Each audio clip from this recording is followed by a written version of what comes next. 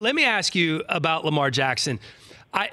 You've been doing this a long time, and you've seen a lot of really good quarterbacks. Have you seen one make the jump from year one to year two and made the kind of improvement that Lamar Jackson has?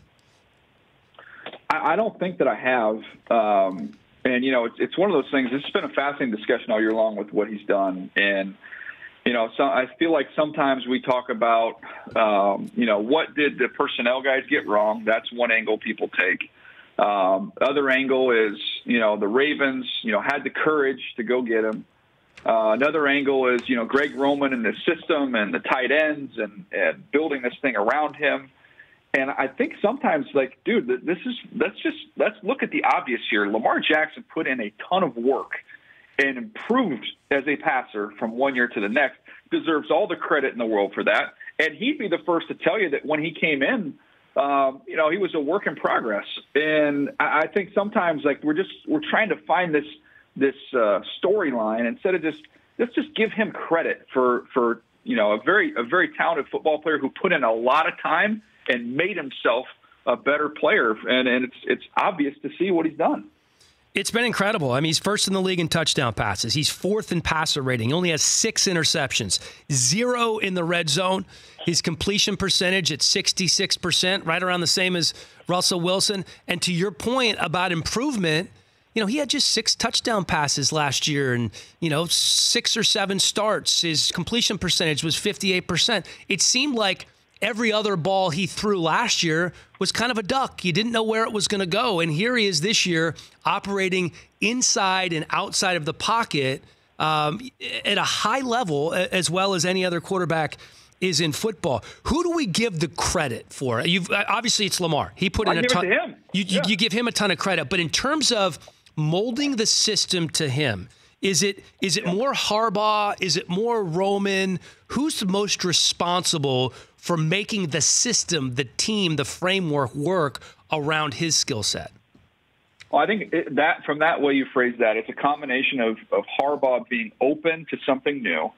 And then Greg Roman, deserves the bulk of the credit in terms of crafting the scheme, And look, Eric DeCosta's gone out and got the pieces that they needed.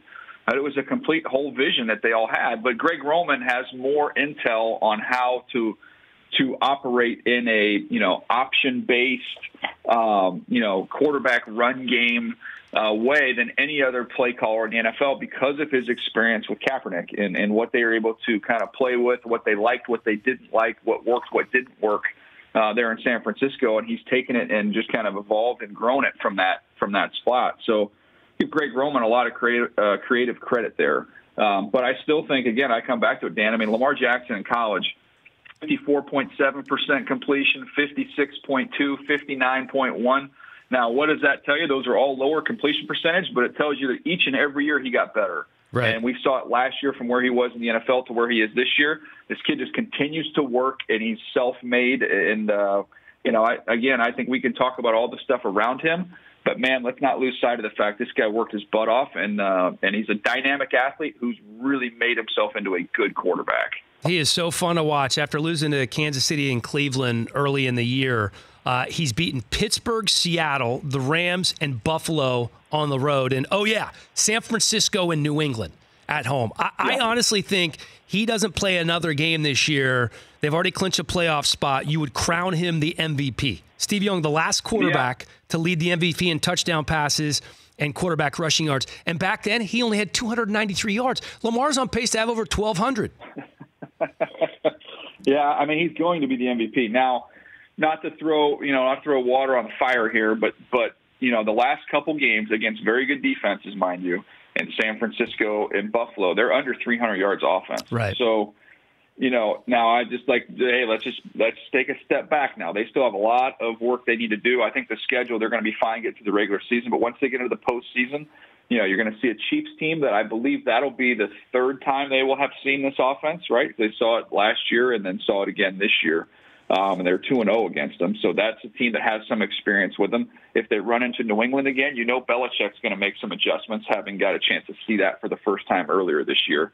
So like I think a lot of people have just kind of said, "Oh, they're in the Super Bowl." Like now, this is it's so interesting here in the AFC how this plays out, considering teams got a chance to see this. I saw it last year doing the Charger games, from what that looked like the first time the Chargers saw it to what it looked like the second time, and it was a lot easier for those guys to kind of get a handle on it. Now, he still made plays in the second half of that game, but you can't simulate it on a practice field. You just can't. It's so different, and he is so explosive and so fast. You don't know what it's like till you get out there and see it firsthand. For more of The Rich Eisen Show, tune to Audience Channel 239 on DirecTV for free on BR Live or download The Rich Eisen Show app.